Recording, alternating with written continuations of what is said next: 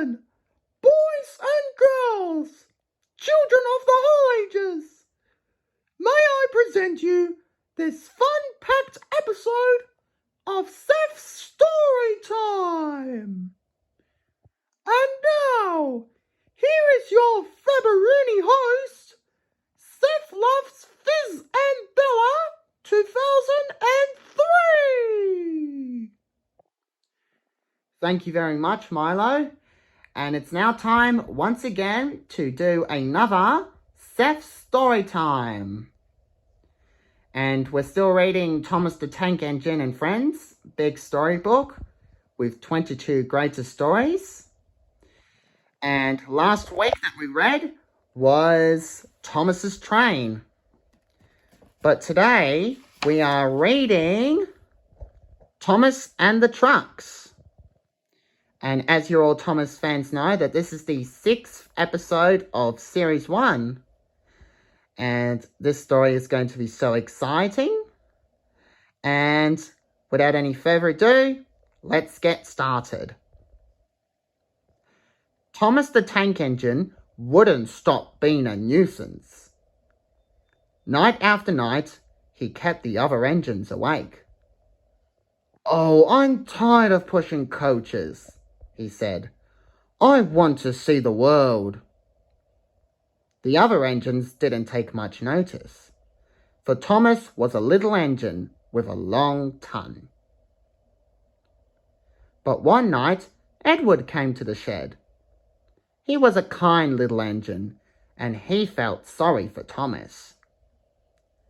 "I've got some trucks to take home tomorrow," he told Thomas. "If you take them instead of me," he said, "I'll push coaches in the yard." "Thank you," said Thomas. "That will be nice." So the next morning, Edward and Thomas asked their drivers, and when they agreed, Thomas ran off happily to find trucks. Now, trucks are silly and noisy. They talk a lot, and they don't attend to what they are doing. And I'm sorry to say that they played tricks on an engine who was not used to them. Edward warned Thomas to be careful, but Thomas was too excited to listen. When the signal dropped, Thomas was ready. "Peep, peep," he whistled and started off. But the trucks weren't ready. "Oh, oh, oh," they screamed. "Wait, Thomas, wait." But Thomas wouldn't wait. Come along," he puffed. The trucks grumbled slowly out of the siding onto the main line. All right, don't fuss, they muttered. Thomas began to go faster and faster. He whistled, "Peep, peep," and was feeling very proud of himself. But the trucks were getting very cross. At last, Thomas slowed down as he came to Gordon's hill. "Steady now, steady," warned the driver. As they reached the top, he shut off steam and began to put on the brakes. We're stopping, called Thomas. No, answered the trucks, bumping into each other. Go on, they cried. And before the driver could stop them, they had pushed Thomas down the hill and were rattling and laughing behind him.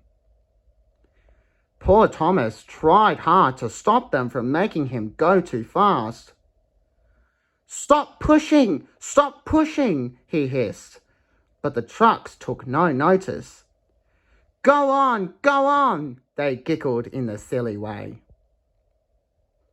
Thomas was travelling far too fast, and at any moment he would reach the next station. There it is, he whistled. Oh dear, what shall I do?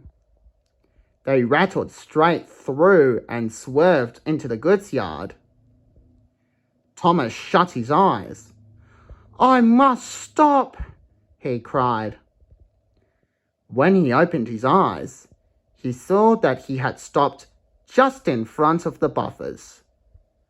And there, watching him, was the Fat Controller. "What are you doing here, Thomas?" he asked. "I've brought Edward's trucks," Thomas answered. "Why did you come so fast?" said the Fat Controller. "I didn't mean to. I was pushed," said Thomas sadly. "You've got a lot to learn about trucks, little Thomas. They are silly things and must be kept in their place," said the Fat Controller, smiling. "After pushing them about here for a few weeks, you know almost as much about them as Edward. Then you'll be a really useful engine." Oh, poor Thomas.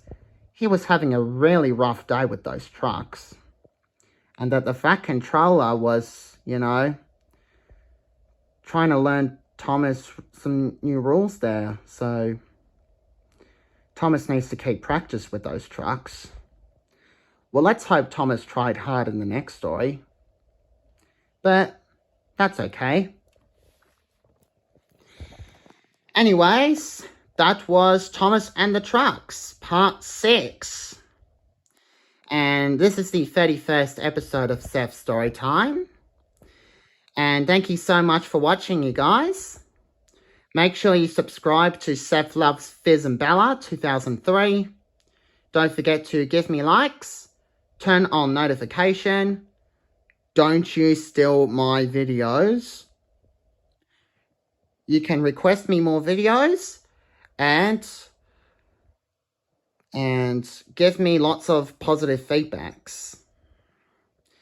Okay, just before I sign off, so this Wednesday, it is the Tweenies' 24th birthday. So coming up this Wednesday, I'll be reading the Tweenies' annual 2001 book, which I'll show you this Wednesday. And I hope you Tweenie fans are definitely going to see it. And this will be a fab-a-Rooney adventure. And I will also like to thank Milo for this episode's intro. So thank you, Milo. That's all right, mate. Thank you. All right, so that'll be coming this Wednesday. And you wouldn't want to miss out. So stay tuned for the special Tweenies 24th anniversary. And I'll see you next weekend for another Seth Storytime. Bye.